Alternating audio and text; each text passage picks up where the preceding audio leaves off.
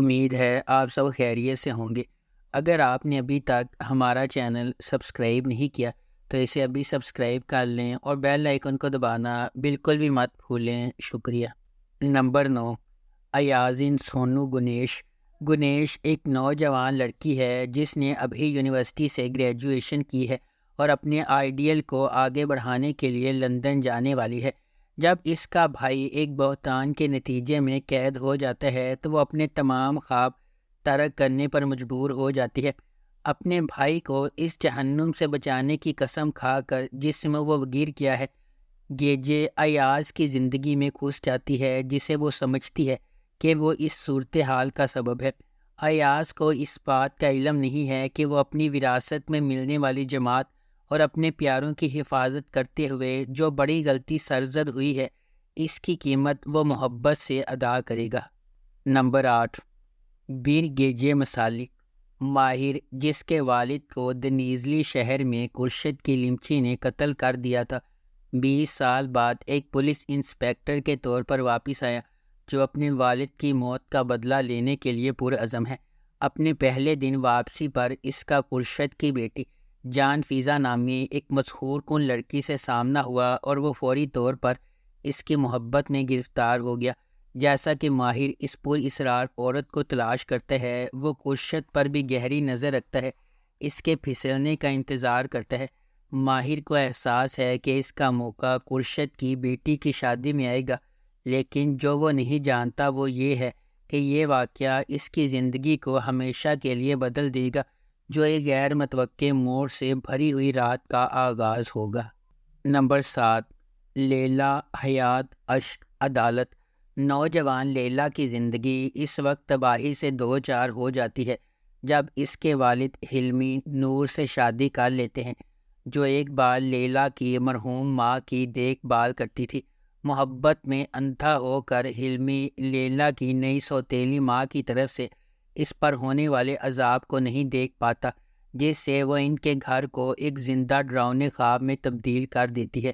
افسوسناک طور پر حلمی کو بہت دیر سے احساس ہوتا ہے کہ نور وہ نہیں ہے جو وہ نظر آتی ہے، اپنی غلطی کی قیمت اپنی زندگی سے ادا کر رہی ہے۔ بے گھر اور اکیلی رہ گئی لیلا نے اس عورت سے بدلہ لینے کی قسم کھائی جس نے اس کے خاندان کو تباہ کیا اور اس کی زندگی چرا لی۔ نمبر 6، سیاہ قلب۔ سمرو نے ان بچوں کو چھوڑ دیا جنہیں اس نے چھوٹی عمر میں جنم دیا اور اپنے لیے ایک نئی زندگی اور خاندان بنایا۔ میلک اور نوح نے اپنی ماں کی شناخت اپنی دادی کے آخری الفاظ سے سیکھی اور اسے ڈھونڈنے کے لیے نکل پڑے۔ سمرو، جس کی شادی اب کیپاڈوشیا کے ایک امیر ترین تاجر سامت سے ہو چکی ہے، اپنے بچوں کے ساتھ اپنی شاہانہ زندگی جاری رکھے ہوئے ہے۔ تاہم سامت کے بیٹے کے بارے میں اس کی پہلی شادی جیہان سے مختلف منصوبے ہیں۔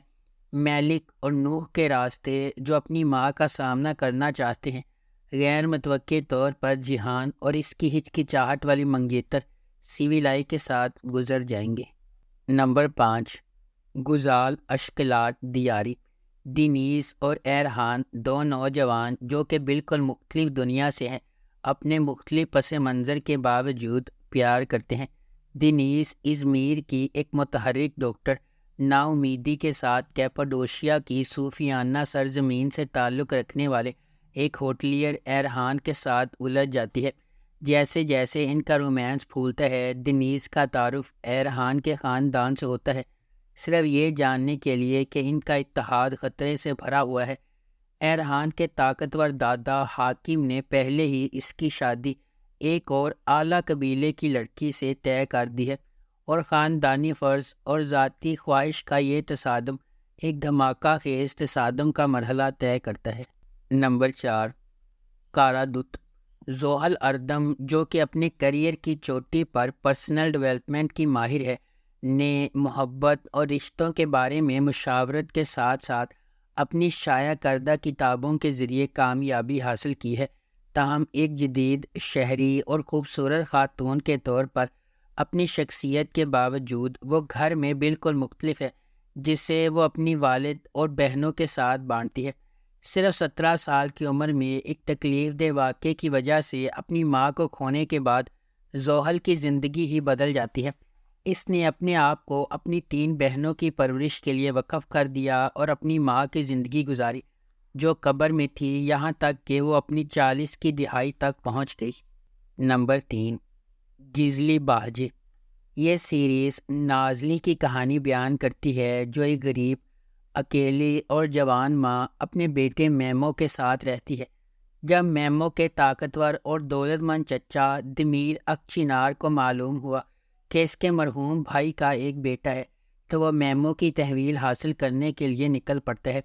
نازلی کے پیشے کو دریافت کرنے پر دمیر نے فیصلہ کیا کہ وہ اپنے بھتیجے کو ایسی عورت کے ذریعے پرورش کی اجازت نہیں دے سکتا۔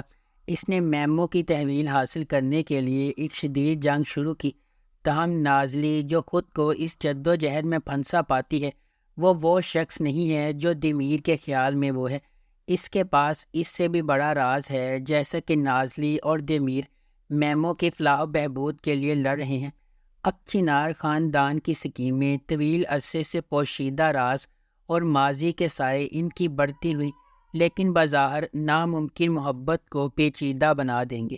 نمبر 2، قلب آذان۔ یہ سیریز ایماندار آدم کی پیروی کرتی ہے جو ٹیکسال میں ایک عام کلرک کے طور پر کام کرتا ہے۔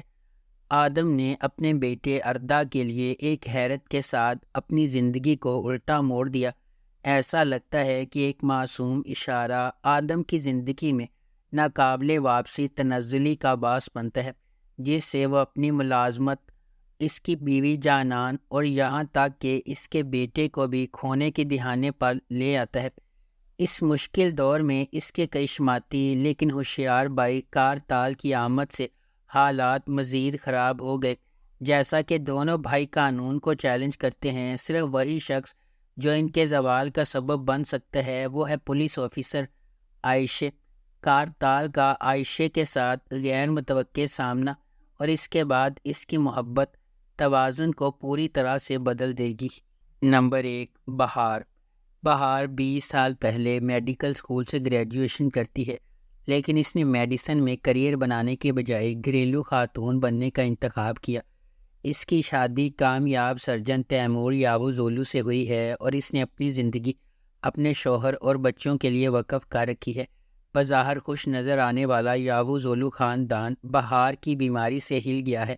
بہار کے ڈاکٹر ایورن اسے بچانے کے لیے پرعزم ہیں اور کہتے ہیں کہ اس کا واحد حل جگر کی پیوند کاری ہے۔ خاندان میں واحد ہم آہنگ جگر تیمور کا ہے۔ یاووزولو خاندان کے لیے جن کا ایک بڑی حد سے تجربہ کیا جاتا ہے، کچھ بھی دوبارہ ویسا نہیں ہوگا۔ اگر آپ کو ہماری یہ ویڈیو پسند آئی ہے تو اسے لائک کریں، شیئر کریں اور ہمارے چینل کو سبسکرائب کرنا بالکل بھی مت بھولیں۔ آپ کا بہت بہت شکریہ۔